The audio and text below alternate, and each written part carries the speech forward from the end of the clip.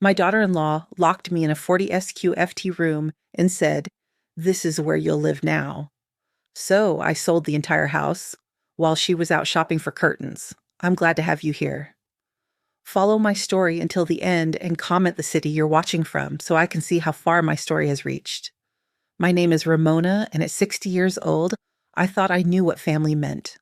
I thought blood was thicker than water, that your children would always have your back, especially when you'd sacrificed everything for them.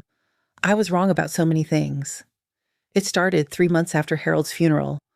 The house felt enormous without him, every room echoing with memories of our 42 years together. Sterling, my only son, had been calling more frequently since the service. At first, I thought it was grief bringing us closer. He'd ask about my health, whether I was eating properly, if I felt safe living alone in our old Victorian house. "Mom, Zariah and I have been talking," he said during one of his visits in late September. He sat across from me in Harold's old recliner, his hands fidgeting with his wedding ring. "We think you should come live with us."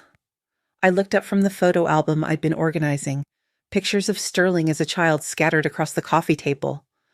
"That's sweet of you both, but I'm managing just fine here." "Are you, though?" Sterling leaned forward, his voice taking on that concerned tone I'd heard him use with his clients at the insurance firm. "Mrs. Patterson next door told Zariah she's worried about you. Says you've been forgetting to bring in your mail, leaving lights on all night." My chest tightened. Eleanor Patterson had always been a gossip, but hearing that she'd been reporting on me to my daughter-in-law felt like a betrayal. "I've been distracted, that's all." "It's normal after losing someone you've loved for so long." "Of course it is," Sterling said quickly. "But why struggle alone when you have family? Zariah's been talking about converting the guest room just for you. She's excited about having another woman in the house." The way he said it made something in my stomach twist. Zariah excited about anything involving me seemed unlikely. In the 8 years since Sterling married her, our relationship had been cordial at best. She was polite during holiday gatherings, remembered my birthday with generic cards, but there was always a distance, a coolness that made me feel like an outsider looking in at my own son's life. "I don't know, Sterling. This house has so many memories." "Mom." He reached over and took my hand, his touch gentle but firm. "Dad wouldn't want you struggling here alone. You know that." The mention of Harold hit its mark. I blinked back tears, remembering how my husband used to worry about what would happen to me if something happened to him. "He always said you'd take care of me," I whispered. "And I will. We will." Sterling squeezed my hand. "Zariah's already started planning how to make the space perfect for you. She wants you to feel completely at home." 2 weeks later, I found myself standing in Sterling and Zariah's driveway, watching movers carry the remnants of my life into their split-level house. I'd sold most of the furniture, Harold's recliner, our dining room set, the king-size bed where we'd spent so many peaceful nights. Only my most precious belongings made the journey. Photos, Harold's books, my mother's china, and a few pieces of clothing. Zariah emerged from the house wearing a flowing sundress and a smile that seemed almost genuine. At 35, she was stunning in that effortless way some women possessed. Long auburn hair that caught the sunlight, green eyes that sparkled when she spoke to Sterling, and a figure that hadn't changed since their wedding day. "Ramona," she called out, arms extended as if we were long-lost friends rather than in-laws who barely knew each other. "Welcome home."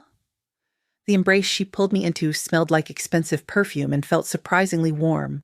For a moment, I wondered if I'd misjudged her all these years. "Thank you for opening your home to me," I said when she released me. "I know having a mother-in-law move in can't be easy." "Nonsense," Zariah waved her hand dismissively. "I've always wanted a mother figure around. My own mother passed when I was 23, you know. Cancer." I'd forgotten that detail about Zariah's past. The wave of sympathy that washed over me made me feel guilty for all the times I'd questioned her motives or felt excluded from their lives. "The movers are almost finished," Sterling said, appearing beside us with a clipboard. "Should we show Mom her new room?" "Oh, yes." Zariah clapped her hands together like an excited child. "I've been working on it for weeks. I really hope you'll love what I've done with the space." We walked through the house, past the spacious living room with its vaulted ceilings and enormous windows, through the modern kitchen with granite countertops and stainless steel appliances. Everything was perfectly coordinated in shades of cream and sage green, like something from a home decorating magazine. "The guest bathroom is right here," Zariah said, gesturing to a door off the main hallway. "You'll have complete privacy." "And here's your room," Sterling announced, stopping at the end of the hallway. Zariah opened the door with a flourish, stepping aside so I could enter first. Ta-da! I stepped through the doorway and stopped dead. The space couldn't have been more than 40 square feet. A narrow twin bed was pushed against one wall, with barely enough room to walk around it. A small dresser was wedged into the corner, and a single window looked out onto the neighbor's fence. "It's cozy," I managed to say, my voice sounding strange even to my own ears. "I wanted to make sure you felt secure," Zariah said, moving around me to smooth the bedspread. "Small spaces can be so comforting, don't you think? Like a cocoon." I stared at the room, trying to reconcile what I was seeing with what Sterling had described.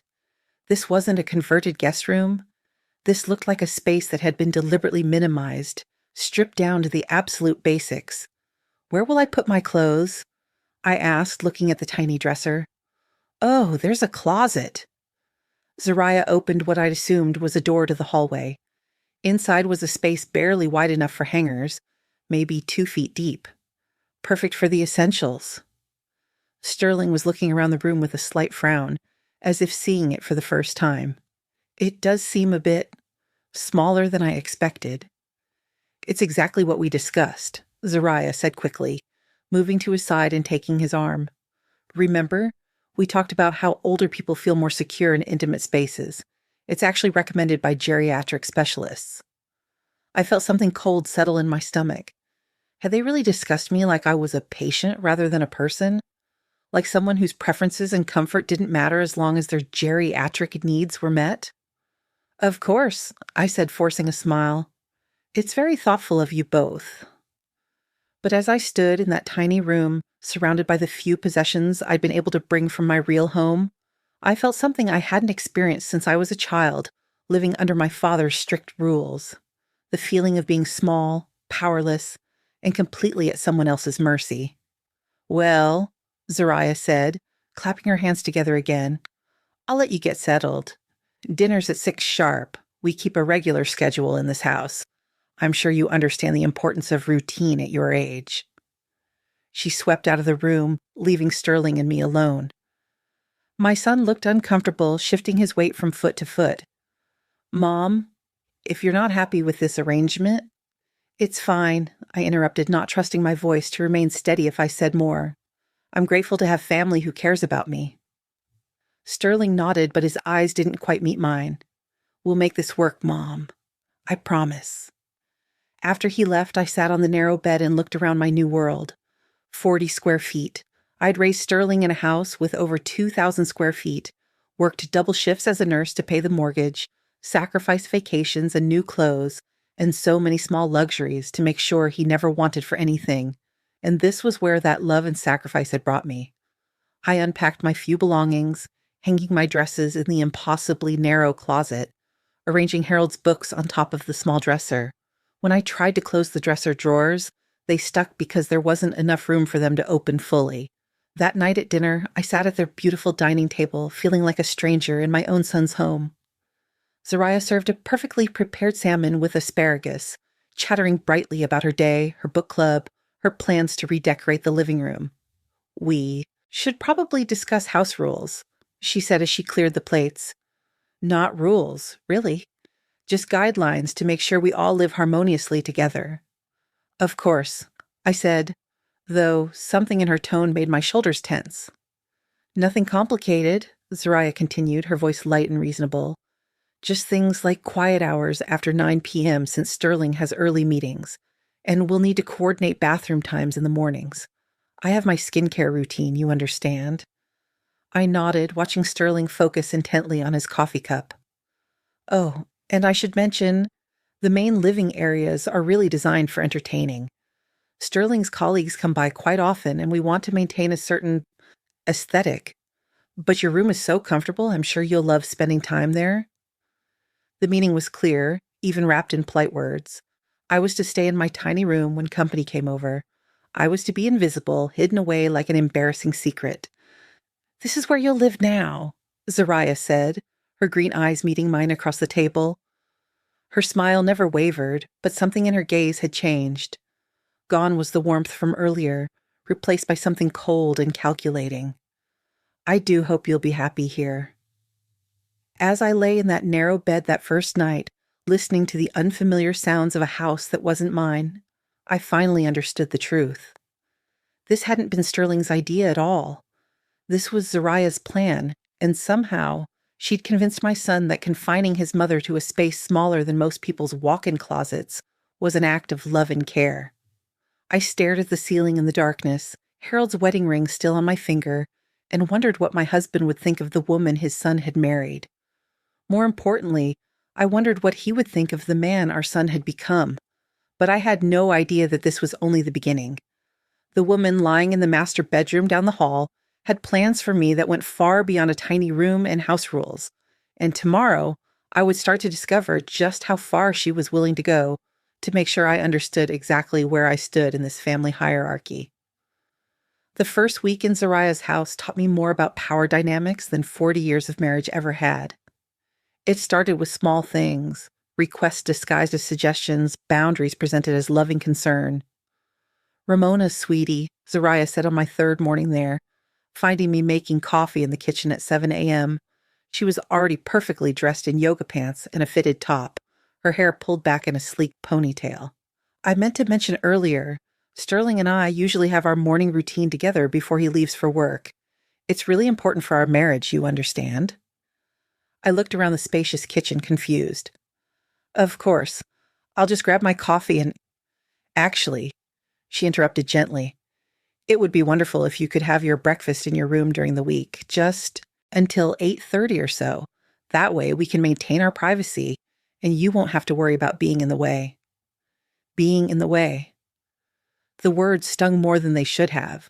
I'd been making breakfast in kitchens for 60 years, but suddenly I was an inconvenience in my own son's home. "Of course," I said, pouring my coffee into a travel mug. "I understand completely." But as I retreated to my tiny room with my coffee and a piece of toast, I couldn't shake the feeling that I'd just been politely dismissed from my own family. The bathroom schedule came next. Zariah presented it to me that evening as if it were a completely reasonable solution to a problem I hadn't known existed.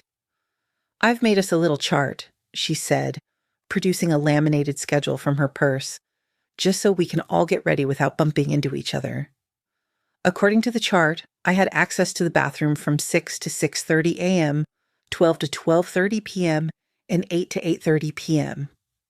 3 30-minute windows to handle all my personal needs.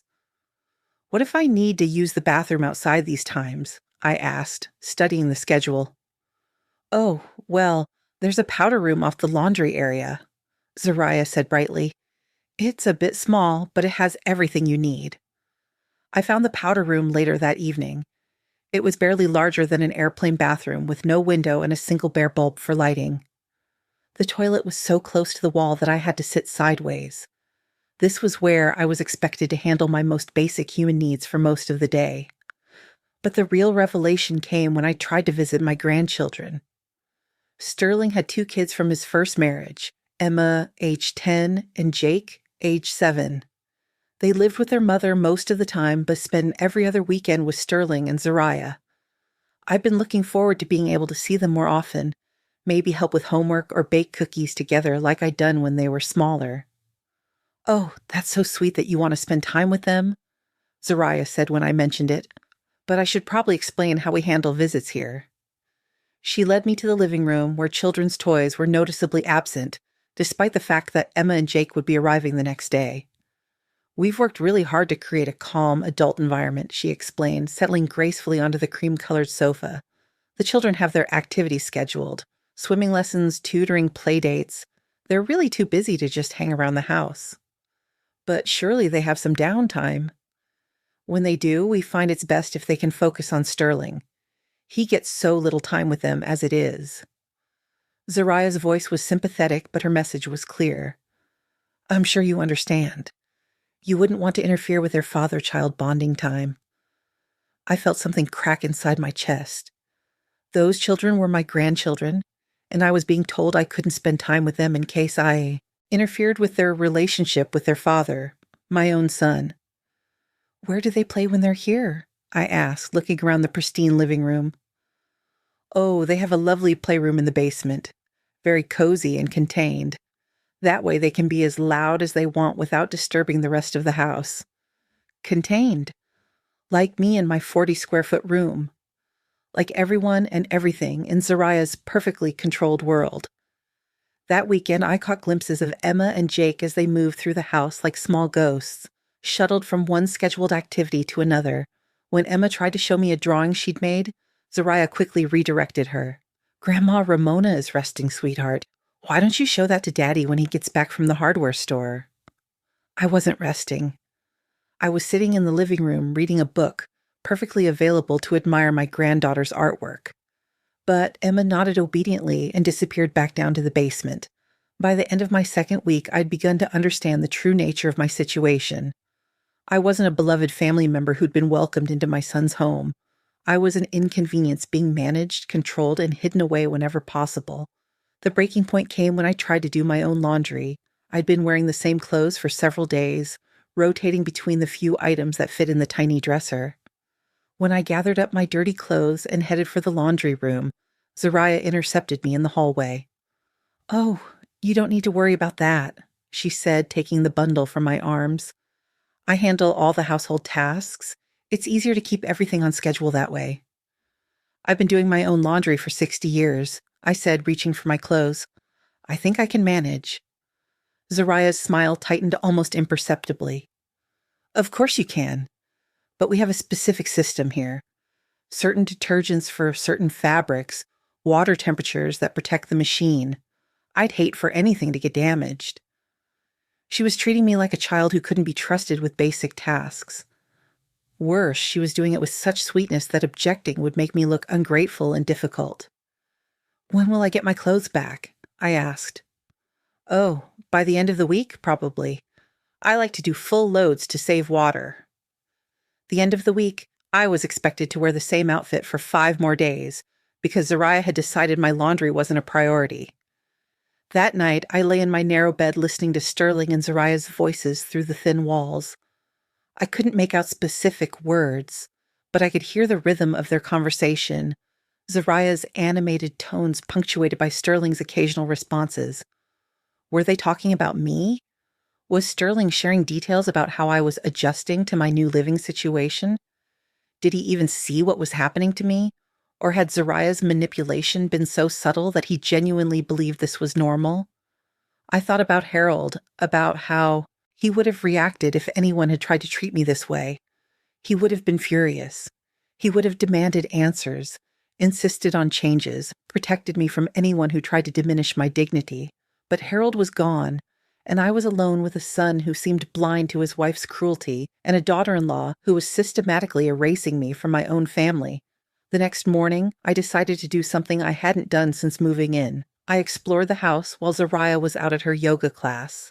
I started with the obvious places, the kitchen cabinets, looking for where she might keep important papers. Then I moved to the home office, a room I'd been told was off-limits because Sterling worked from home sometimes. What I found in the desk drawer changed everything. It was a folder labeled Family Planning in Zariah's neat handwriting. Inside were printouts about elderly care facilities, articles about signs of dementia in seniors, and a business card for something called Senior Transition Services. But it was the handwritten notes that made my blood run cold. R shows signs of confusion, forgetfulness, neighbors concerned about ability to live independently. S agrees intervention necessary. The date on the note was from 2 weeks before Sterling had first suggested I move in with them. My hands shook as I read further. There were detailed observations about my behavior, my habits, my supposed inability to care for myself, all written in Zariah's careful script, all painting a picture of a woman in cognitive decline who needed constant supervision. The most damning entry was recent. R adapting well to structured environment, responds positively to clear boundaries and limited decision-making responsibilities. May be ready for next phase by Christmas. Next phase. What was the next phase? I flipped through more papers and found my answer. Brochures for assisted living facilities, all within a 50-mile radius. All expensive, all featuring pictures of smiling elderly residents engaged in carefully supervised activities. At the bottom of the pile was a printed email exchange between Zariah and someone at Sterling's insurance company discussing long-term care coverage for elderly dependent family members. She wasn't just controlling me. She was building a case to have me declared incompetent and removed from their home entirely. Every rule, every restriction, every time she treated me like a confused child, it was all part of a calculated plan to prove I couldn't take care of myself. I photographed everything with my phone, my hands trembling so badly I had to take several shots to get clear images. Then I carefully replaced the papers exactly as I'd found them and crept back to my tiny room. Sitting on my narrow bed, I stared at the photos on my phone and felt something I hadn't experienced in years. Pure, cold rage. Zariah thought she was dealing with a helpless old woman who could be manipulated and discarded at will. She thought I would go quietly into whatever next phase she had planned for me. She was about to learn how wrong she was, because while she'd been busy building her case against me, she'd made one crucial mistake. She'd underestimated exactly who she was dealing with. I wasn't just Sterling's aging mother who needed care and supervision. I was a woman who had survived an abusive father, put herself through nursing school, raised a child alone while working double shifts, and managed a household budget through recessions and financial crises. I was a woman who had outlived a husband I loved and found the strength to keep going. And I was about to show my son's wife exactly what that kind of strength looked like when it was pushed too far. The discovery of Zariah's folder changed everything. For 3 days, I moved through her house like a different person, compliant on the surface but calculating underneath. I smiled when she explained new rules about not using the good towels. I nodded when she suggested I might be more comfortable eating my meals in my room. I even thanked her when she informed me that the living room would be off limits during her book club meetings because elderly people can sometimes say inappropriate things without realizing it. But inside, I was planning. The first step was understanding exactly what legal ground I stood on. Harold had been meticulous about our finances, and I knew there were documents I needed to review. The problem was that most of our important papers were still in the safety deposit box at First National Bank, a box that was in both our names. On Thursday morning, while Zariah was at her Pilates class, I called the bank. "Mrs. Mitchell, how nice to hear from you," said Janet, the customer service representative who'd handled our accounts for 15 years. "How are you settling in with your son's family?" "Very well, thank you," I lied smoothly. "I need to access our safety deposit box. Are there any restrictions since Harold passed?" "None at all. You're listed as a joint holder with full access rights. Would you like to schedule an appointment?" "Actually, I was hoping to come in this afternoon. Would 2 o'clock work?" "Perfect. I'll have everything ready for you." I hung up and immediately called a taxi. Zariah had made it clear that I was expected to ask permission before leaving the house, but I wasn't about to let her know what I was planning. The taxi ride to the bank felt like a journey back to my real life. For 40 minutes, I wasn't the diminished woman living in a 40-square-foot room. I was Ramona Mitchell, widow, mother, and a person with rights and resources that extended far beyond Zariah's controlled environment. At the bank, Janet led me to the safety deposit box room with genuine warmth. I was so sorry to hear about Harold's passing. He was such a gentleman. "Thank you, he really was." Inside the box were the documents that represented our life, together: the deed to our old house, our wills, insurance policies, and investment statements. But it was Harold's final letter to me that made my breath catch. He'd written it just months before his death, when his diagnosis had made the future uncertain. In his careful handwriting, he'd outlined everything I needed to know about our finances, including details I'd forgotten. "Ramona, my darling," the letter began, "if you're reading this, then I'm no longer there to protect you. But I've made sure you'll never be dependent on anyone else's charity. You are a strong, capable woman who deserves respect and dignity always. Don't let anyone convince you otherwise. He'd been right about our finances. The sale of our house had netted $320,000, which I deposited in a savings account. But there were other assets I'd overlooked. His pension benefits, which would continue paying me $1,800 a month for life, and a life insurance policy worth $150,000 that had already been processed. More importantly, Harold had purchased long-term care insurance for both of us years earlier. The policy would cover up to $5,000 a month for in-home care or assisted living, but only if I needed it and only if I chose it. No one could force me into care against my will as long as I was mentally competent. I photographed every relevant document, then carefully returned everything to the box. As I walked back through the bank lobby, I felt like I was waking up from a nightmare. I wasn't powerless. I wasn't dependent. I had options that Zariah couldn't control or manipulate. The taxi dropped me back at the house just as Zariah was returning from her class. She emerged from her BMW with a yoga mat tucked under her arm, looking every inch the perfect suburban wife. "Ramona, where have you been?" Her voice was light, but there was an edge to it that hadn't been there before. "Just running a small errand," I said, smiling pleasantly. "You should have told me you needed to go somewhere. I could have driven you." "That's very kind, but I didn't want to interrupt your class." Zariah's green eyes narrowed slightly. "In the future, it would be better if you let me know when you're planning to leave. We worry about you, you know. Senior citizens can become disoriented in unfamiliar places." There it was again, the subtle suggestion that I was incompetent, that I needed supervision and protection. But now I knew exactly what she was building toward. "Of course, I said. "I'll be sure to check with you next time." That evening, I began researching my options online using the small laptop I'd brought from home. I was careful to delete my search history afterward, but what I learned filled me with a cold satisfaction. First, I contacted Harold's attorney, Michael Chen, who had helped us draft our wills. His secretary scheduled an appointment for the following week, and I made sure to arrange it during Zariah's regular gym time. Second, I researched property laws in our state. What I discovered was fascinating. Sterling and Zariah's house was purchased 8 years ago for $420,000. They'd put down 20% and taken out a 30-year mortgage. According to public records, they still owed approximately $280,000. But here's what made my pulse quicken. Harold had co-signed their mortgage. When Sterling was going through his divorce and his credit was damaged, Harold had stepped in to help them qualify for the loan. As a co-signer, Harold, and now I, had certain legal protections regarding the property.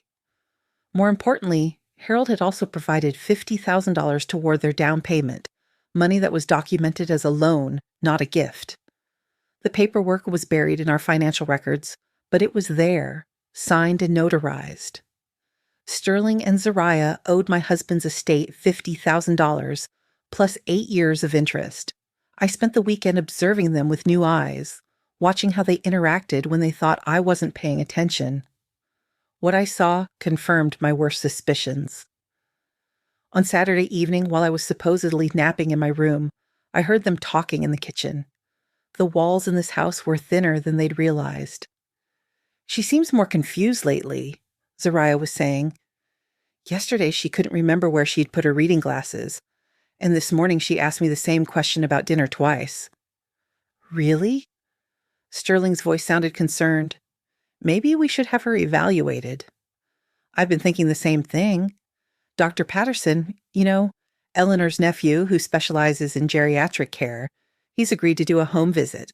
Very discreet." My blood ran cold. Dr. Patterson? Eleanor's nephew. The same Eleanor who had been worried about me and had reported her concerns to Zariah. This was all connected, a network of people who had decided my fate without ever consulting me. "When were you thinking?" Sterling asked. "Next week, while she's settled into the routine. He said it's better to observe patients in their living environment to get a true picture of their capabilities. And if he finds problems, then we'll know we made the right choice moving her here, and we'll be able to take the next steps with confidence." I pressed my ear closer to the wall, straining to hear more. The Willowbrook facility has a wonderful reputation, Zariah continued. I've already spoken with their admissions coordinator. They have an opening coming up in December, but we'd need to move quickly if we want to secure it. December. Less than 2 months away. They were planning to have me declared incompetent and institutionalized by Christmas. I crept back to my bed, my mind racing.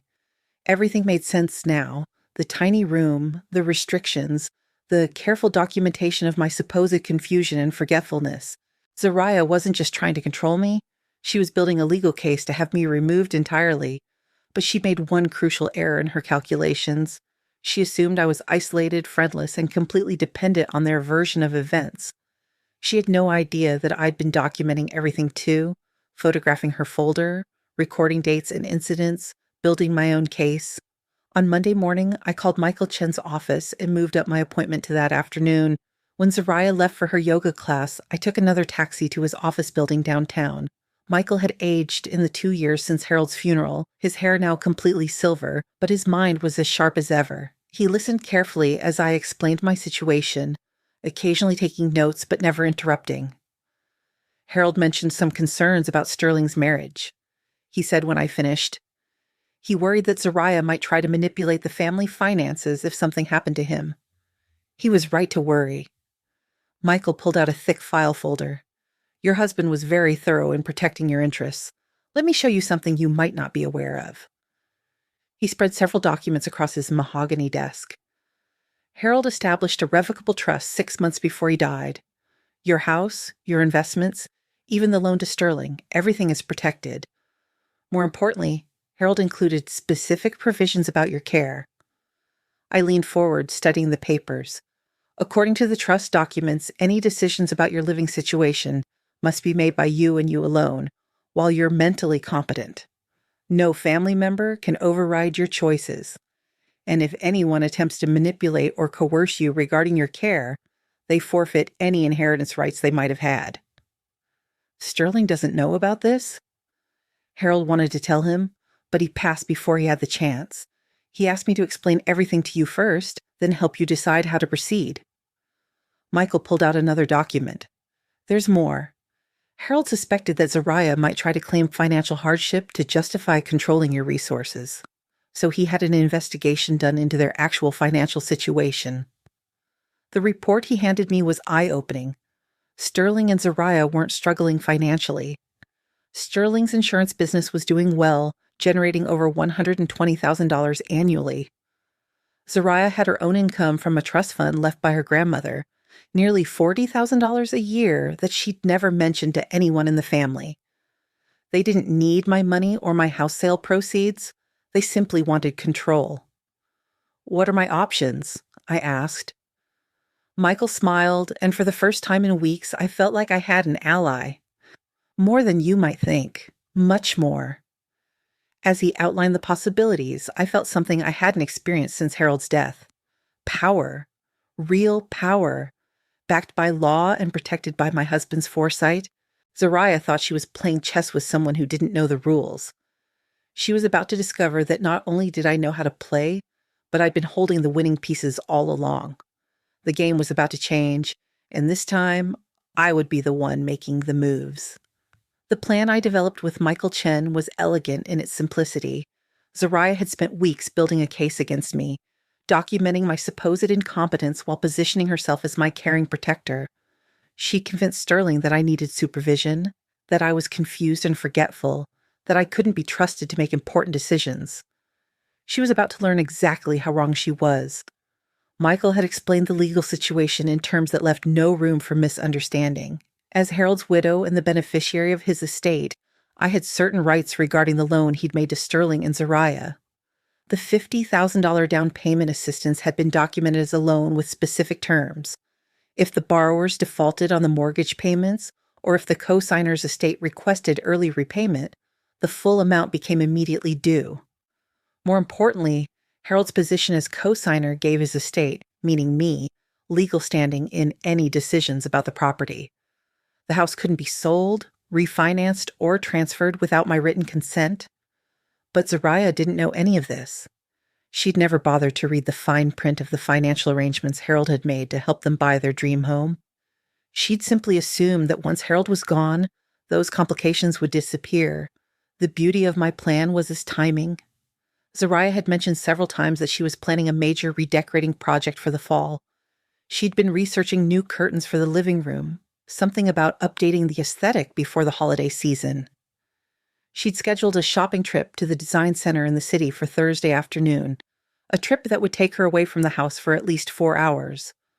On Wednesday evening, I put the final pieces in place. "I've been thinking about our conversation," I told Sterling during dinner, carefully choosing my words. "About having Dr. Patterson come evaluate me."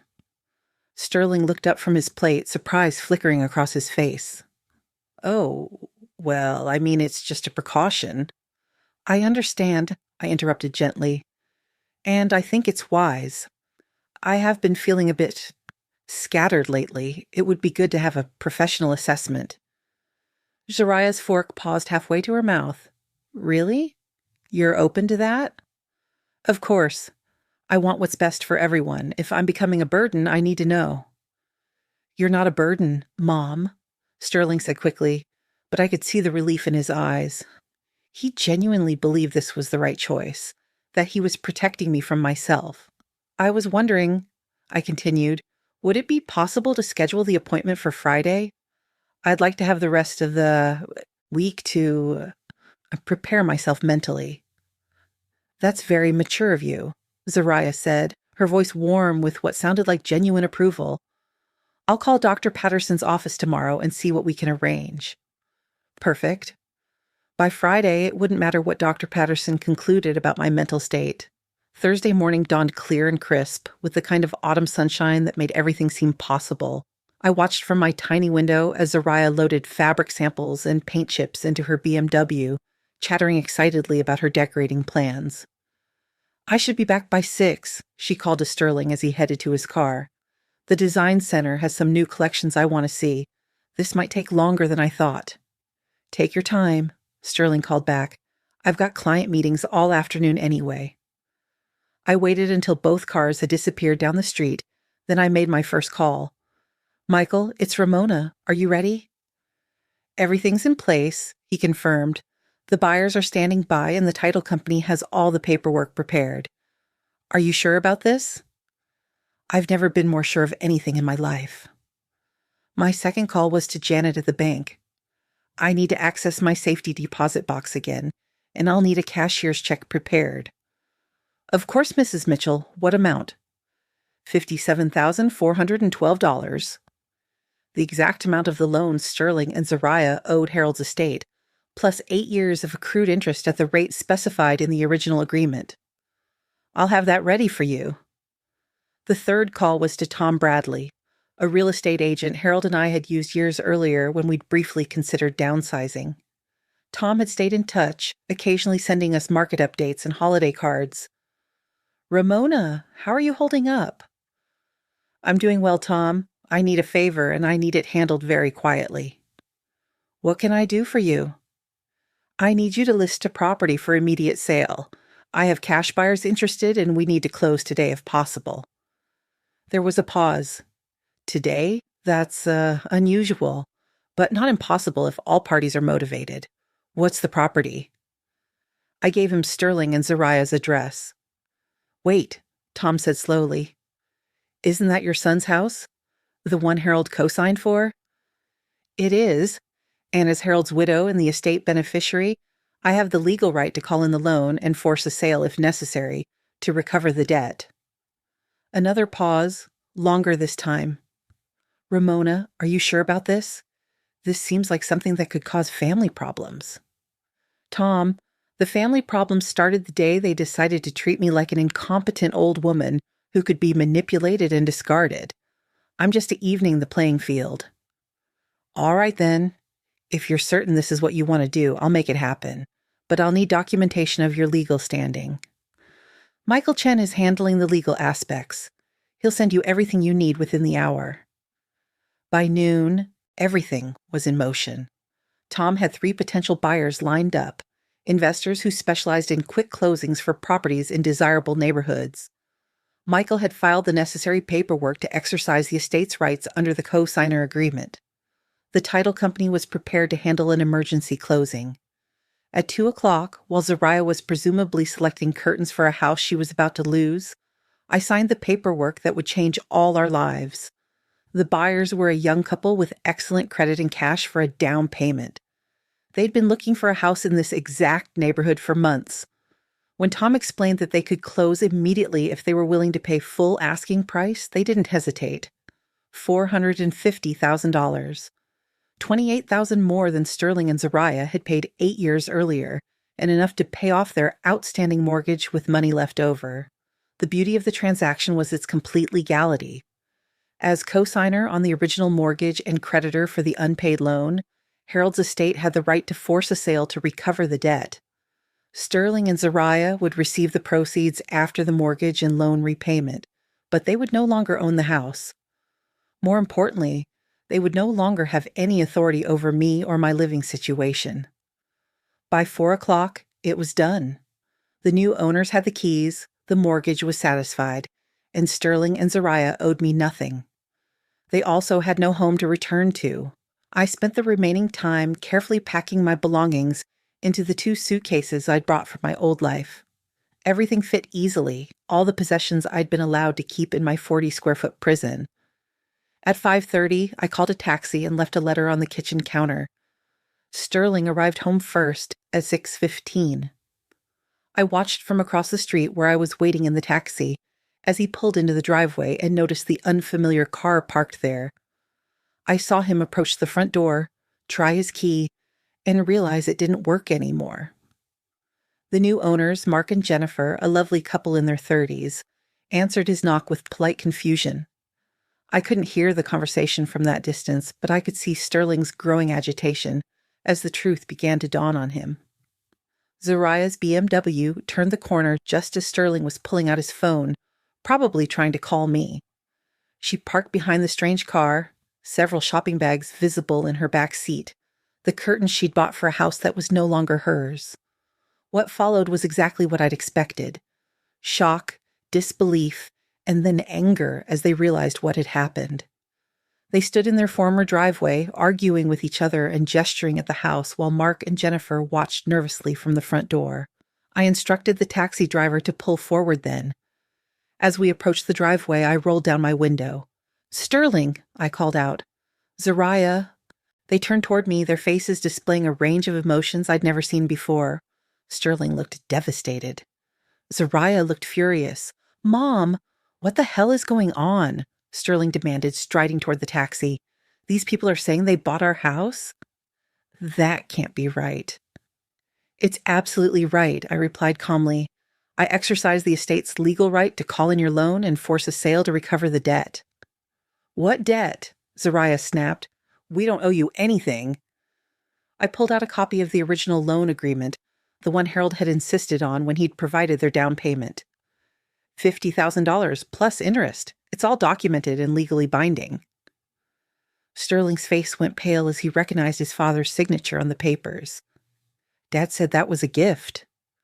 "No, Sterling. Your father was very clear that it was a loan. He just never pressed you for repayment because he loved you and wanted to help you build a life." I paused, letting that sink in. "But the terms of the loan allowed for immediate collection if circumstances warranted it." "What circumstances?" Sterling's voice was barely above a whisper.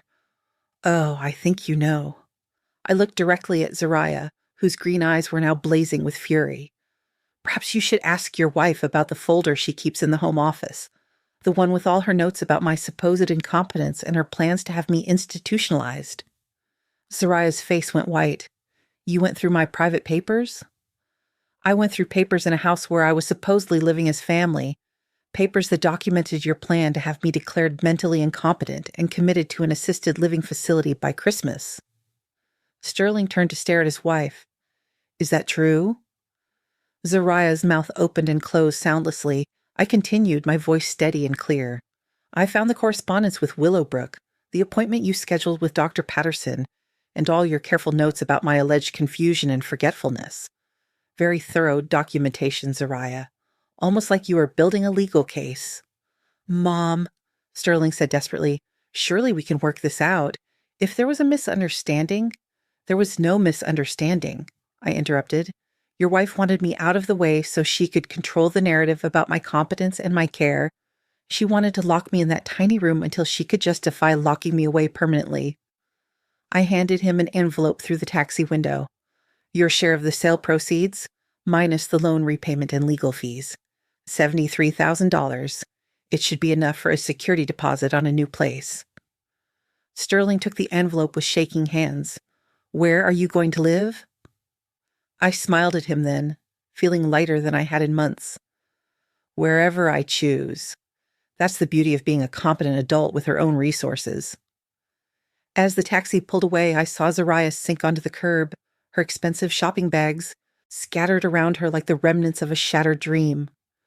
Sterling stood over her, still holding the envelope, finally understanding exactly what kind of woman he'd married and what she'd tried to do to his mother. I didn't feel sorry for either of them.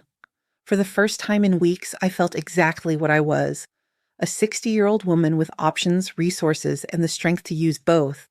The taxi driver glanced at me in the rearview mirror. Where to, ma'am? I smiled as I gave him the address of the extended stay hotel where I'd already booked a suite.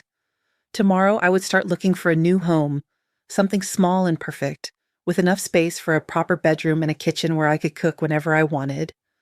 Tonight I would sleep in a real bed in a room with windows that opened, and I would plan the rest of my life on my own terms. The explosion came exactly 18 hours after I'd sold their house. I was sitting in my hotel suite, enjoying a room service breakfast and reading the newspaper in blessed silence, when my phone began ringing. Sterling's number appeared on the screen repeatedly, 5 calls in 10 minutes. I let them all go to voicemail. When the call stopped, the text messages began. Mom, please call me back. We need to talk. This is insane.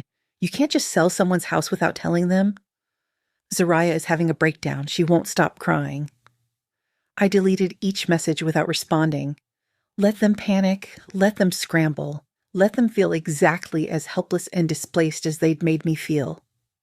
At noon, there was a knock at my hotel room door. I looked through the peephole and saw Sterling standing in the hallway, his hair disheveled, his clothes wrinkled like he'd slept in them. He looked like he'd aged 5 years overnight. I opened the door, but didn't invite him in. Mom. His voice was hoarse. We need to talk. I think we've said everything that needs saying.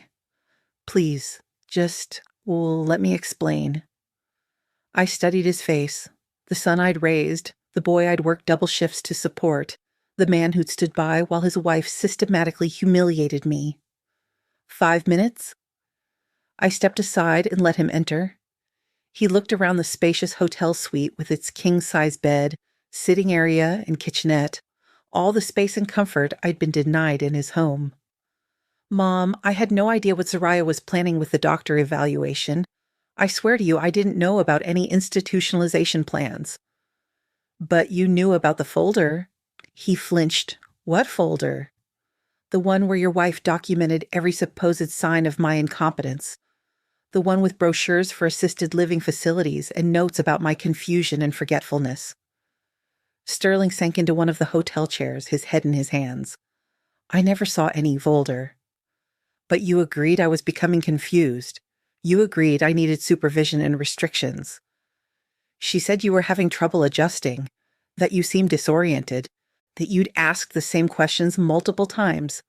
I was worried about you. I felt a cold laugh bubble up in my throat. And it never occurred to you to ask me directly how I was feeling? To spend 5 minutes alone with me to assess my mental state yourself? He trailed off, probably realizing there was no good answer to that question. Your wife is a master manipulator, Sterling. She told you exactly what you needed to hear to justify treating me like a burden who needed managing. And you believed her because it was easier than acknowledging what was really happening. What was really happening? She wanted me out of the way. She wanted control over my resources and my care decisions. That tiny room, those bathroom schedules, the isolation from my grandchildren, it was all designed to make me appear incompetent and dependent. Sterling's face was pale. She wouldn't. Zariah isn't like that. Isn't she? I walked to my laptop and pulled up the photos I'd taken of her folder. Would you like to see the evidence? For the next 10 minutes, I showed him everything. The notes about my supposed decline, the correspondence with care facilities, the consultation with Dr. Patterson, the timeline that would have had me institutionalized by Christmas. Sterling stared at the screen in growing horror. I don't understand, he whispered. Why would she do this? Because she could. Because she thought I was powerless to stop her. Because she underestimated exactly who she was dealing with. Sterling looked up at me with something that might have been recognition dawning in his eyes.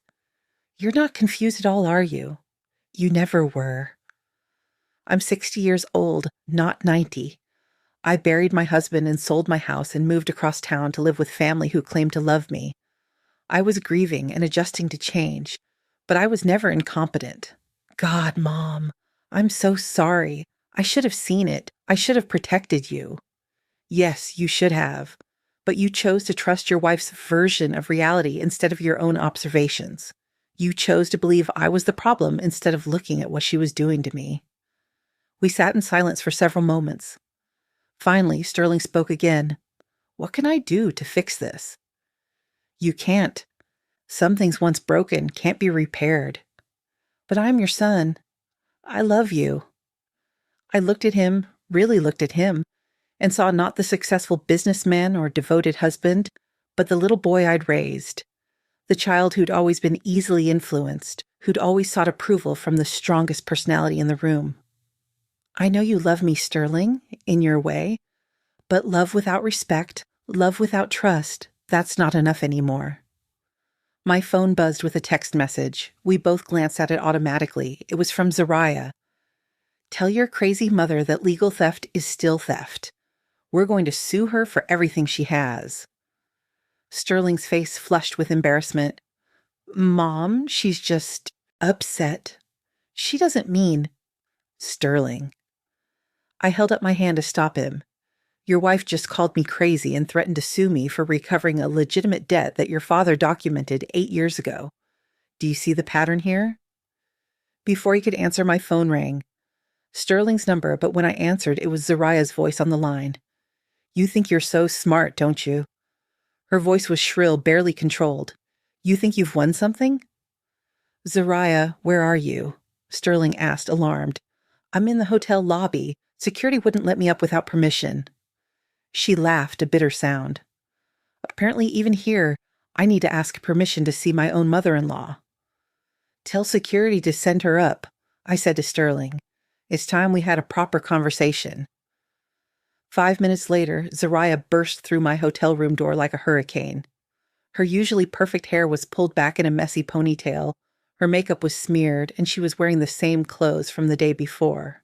You destroyed my life, she said without preamble.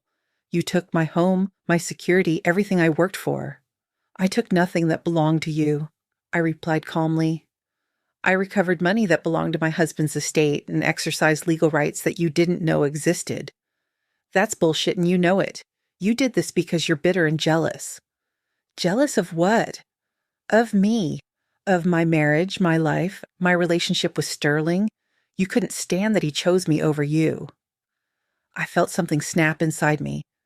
Your relationship with Sterling? You mean the one where you manipulate him into believing his own mother is incompetent? Where you isolate him from his family and convince him that love means control? I protected him from you. You're a needy, demanding old woman who would have consumed his entire life if I hadn't set boundaries. Boundaries? I repeated the word like it tasted bitter. Is that what you call locking me in a room smaller than most people's closets? Making me ask permission to use the bathroom? Keeping me away from my own grandchildren? Sterling was staring at his wife as if seeing her for the first time. Zariah, you said Mom preferred the smaller room. You said she felt more secure there. Zariah's composure cracked completely. She did. She never complained, never said she was unhappy. If she had a problem with the arrangements, she should have spoken up. How could I speak up? I asked.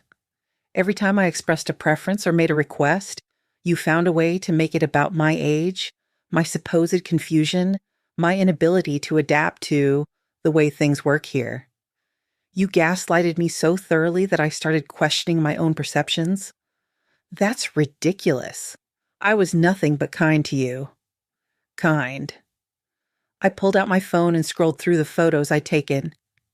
Let me read you some of your own notes about me. R shows signs of confusion, forgetfulness. Neighbors concerned about ability to live independently. S agrees intervention necessary. Zariah's face went white. I continued reading. R, adapting well to structured environment, responds positively to clear boundaries and limited decision-making responsibilities. May be ready for next phase by Christmas. What's the next phase? Sterling asked, his voice deadly quiet. Tell him, Zariah. Tell your husband what you were planning for his mother. Zariah's mouth opened and closed soundlessly. Fine, I'll tell him. I looked directly at Sterling.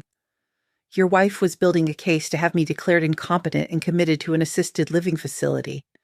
She'd already contacted Willowbrook and put me on their waiting list. She'd scheduled a home evaluation with a doctor who specializes in finding reasons to institutionalize elderly people. That's not... I was just exploring options, Zariah stammered, in case you needed more care than we could provide. I needed more care? My voice rose for the first time. I needed to be treated like a human being instead of a problem to be managed. I needed my son to acknowledge that I was still a competent adult who deserved basic respect and dignity. Sterling stood up abruptly, his face flushed with anger. You were going to have my mother committed without telling me? I was protecting our family. From what? From my 60-year-old mother who was grieving her husband and trying to rebuild her life? From her taking over our lives? From her becoming our responsibility for the next 20 years? Zariah's mask finally slipped completely. I didn't sign up to be a caregiver for your needy mother. I married you, not her.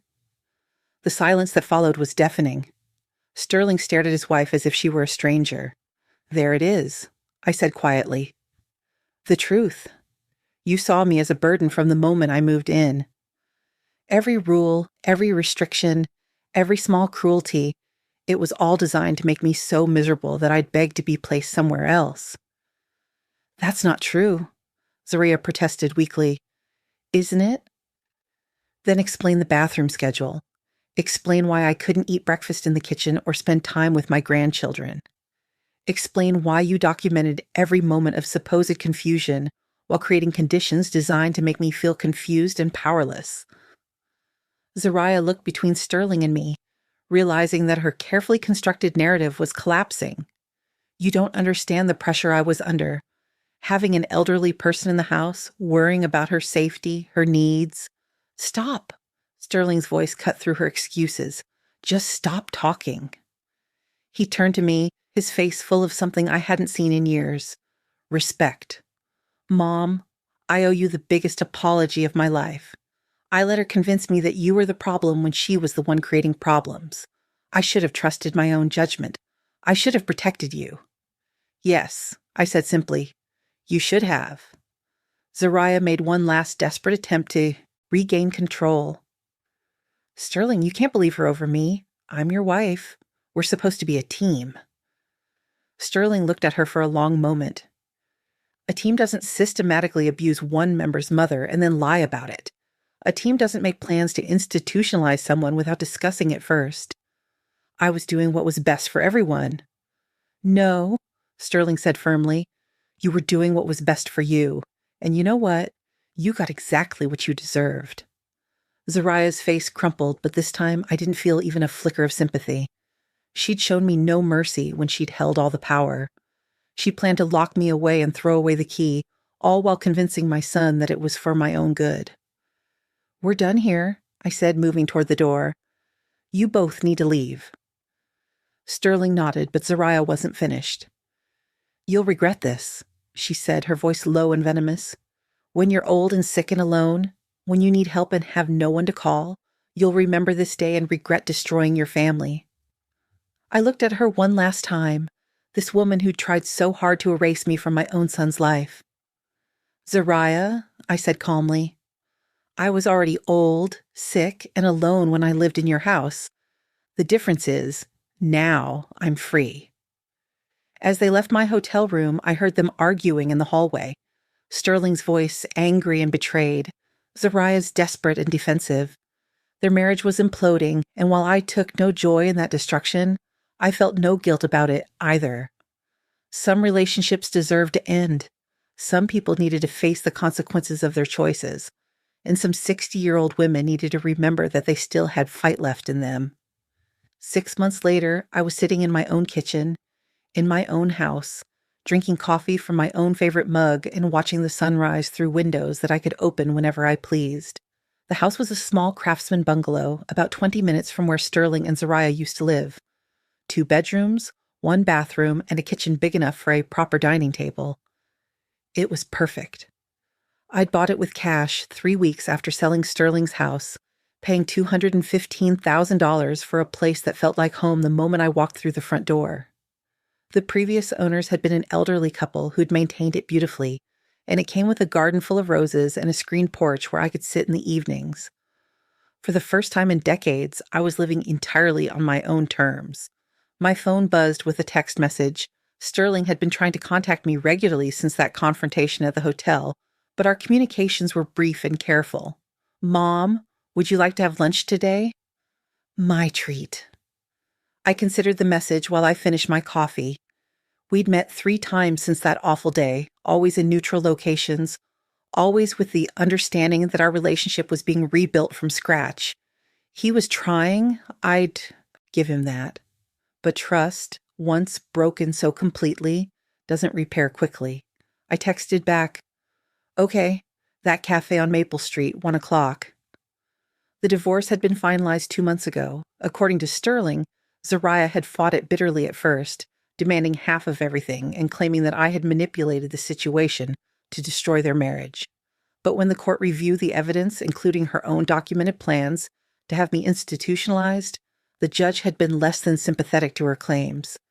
She'd received a small settlement and had moved back to her hometown in Oregon. I'd heard through mutual acquaintances that she was telling everyone who would listen that she'd been the victim of a vindictive mother-in-law who couldn't stand to see her son happy. Let her tell that story. The people who mattered knew the truth. I arrived at the cafe a few minutes early and chose a table by the window. When Sterling walked in, I was struck by how different he looked. Thinner, with gray threading through his hair that hadn't been there 6 months ago. The stress of the divorce and the revelation about Zariah's true nature had aged him, but there was something else, a clarity in his eyes that hadn't been there before. "You look good, Mom," he said as he sat down across from me. "Happy." "I am happy." We ordered lunch, soup and sandwiches, nothing fancy, and for a few minutes we talked about safe topics. My new house, his work, the weather. But eventually, as always, we came to the real conversation. "I've been thinking about what you said," Sterling began, stirring his soup without eating it. "About love without respect not being enough." I waited. "You were right. I thought providing for you, giving you a place to live, making sure you were safe, I thought that was love. But I never asked what you wanted. I never considered that you might have your own opinions about how you wanted to live." "No, you didn't." "Zariah made it seem like you were fragile, like you needed protection from making bad decisions. She said older people often don't realize when they're declining, and that it was our responsibility to step in before something bad happened." I set down my spoon and looked at him directly. "Sterling, I want you to hear this clearly. At no point in the last year was I declining mentally or physically. I was grieving my husband of 42 years and adjusting to a major life change, but I was never incompetent or confused. Your wife lied to you about my condition so you would support her plan to control me. I see that now, but at the time it seemed like she was being caring and responsible. She was being manipulative and cruel. There's a difference." Sterling nodded, but I could see him struggling with the reality of what he'd allowed to happen. "How do I make this right?" It was the question he'd been asking for months, and I'd finally figured out the answer. "You can't make it right," I said gently. "What happened can't be undone. But you can decide who you want to be going forward." "What do you mean?" "I mean, you can choose to learn from this. You can choose to think for yourself instead of letting someone else define reality for you. You can choose to treat people, including me, as individuals with their own agency instead of problems to be managed. Sterling was quiet for a long time, processing what I'd said. "Do you think you'll ever forgive me?" he asked finally. I considered the question carefully. "I forgive you for being deceived, Sterling. Zariah is very good at manipulation, and she convinced you that her cruelty was actually kindness. But I don't forgive you for not thinking for yourself, for not spending 5 minutes alone with me to form your own opinion about my mental state. That's fair. And I don't forgive you for standing by while she treated me like a burden instead of a person. You watched her isolate me from my grandchildren, confine me to a tiny room, and restrict my basic freedoms, and you said nothing." Sterling's eyes filled with tears. "I was so wrong." "Yes, you were. But the question now is, what are you going to do differently?" We finished our lunch in relative silence, both of us lost in our own thoughts. As we prepared to leave, Sterling handed me an envelope. "What's this?" "Photos of Emma and Jake from their spring break trip. I thought you might like to see them." I opened the envelope and found myself looking at pictures of my grandchildren, Emma, now 11, grinning gap-toothed in front of a beach, Jake, 8, building an elaborate sandcastle. They looked happy and healthy and completely unaware of the family drama that had unfolded around them. How are they handling the divorce? Better than I expected. Their mother has been good about not bad-mouthing Zariah, and I've tried to keep things stable for them. They ask about you sometimes. My heart clenched. What do you tell them? The truth. That Grandma Ramona has her own house now, and that grown-ups sometimes make mistakes that hurt the people they love. I studied the photos, memorizing the changes in their faces since I'd last seen them. I'd like to see them again sometime. When you think they're ready. They're ready now. They've been asking when they can visit your new house. I felt something warm unfold in my chest. Really? Really? Emma wants to know if you still have those chocolate chip cookie recipes you used to make, and Jake wants to show you the rock collection he started. For the first time in months, I felt the tight knot of hurt in my chest begin to loosen. My grandchildren remembered me. They wanted to see me. Whatever else Zariah had destroyed, she hadn't been able to erase my relationship with Emma and Jake. Tell them they can come visit next weekend if they want. I'll make cookies. Sterling smiled, the first genuine smile I'd seen from him since this whole ordeal began. They'll love that. As we parted ways in the parking lot, Sterling hesitated. "Mom, I know I don't deserve it, but I hope someday we can have a real relationship again. Not the kind we had before where I took you for granted, but something honest and respectful." I looked at my son, this middle-aged man who was finally learning that love meant more than providing basic necessities and making decisions for other people. "I hope so too," I said. "But it has to be on equal terms. I'm not the helpless widow who needs managing. I'm a competent adult who happens to be your mother. I understand. Do you? Because I live in my own house now, Sterling. I pay my own bills, make my own decisions, and live my life according to my own preferences. I'm not moving back in with you or anyone else. I'm not giving up my independence for the illusion of security. I wouldn't ask you to." I studied his face, looking for signs of the man who had stood by while his wife systematically humiliated me. What I saw instead was someone who had learned a hard lesson about the difference between love and control. All right, then. We'll see how it goes. That evening, I sat on my screened porch with a glass of wine and Harold's photo, watching the sun set over my garden. The roses were in full bloom, filling the air with their sweet fragrance. "We did good, Harold," I said to the photo. "You protected me even after you were gone, and I protected myself when I had to." My phone buzzed with a text from Emma. "Grandma, Dad says we can visit you next weekend. Can we really make cookies?" I smiled as I typed back, "Of course, sweetheart. We'll make whatever kind you want." Another text appeared immediately. "Can we make the ones with the chocolate chips and the nuts?" Those were always my favorite. Those were always my favorite, too. I'll get everything ready. As the stars began to appear in the darkening sky, I reflected on the journey that had brought me to this moment. 6 months ago, I'd been a prisoner in my own son's house, slowly disappearing under the weight of someone else's agenda for my life. I'd been treated like a problem to be solved rather than a person to be respected. Now I was sitting in my own home, planning cookie baking sessions with grandchildren who missed me, rebuilding a relationship with my son on my own terms. I had my dignity back, my independence back, and my sense of self back. The money from Harold's estate was safely invested, providing me with a comfortable income. The house was mine, bought and paid for. I had no debt, no obligations to anyone except those I chose to honor. Most importantly, I had learned something valuable about my own strength.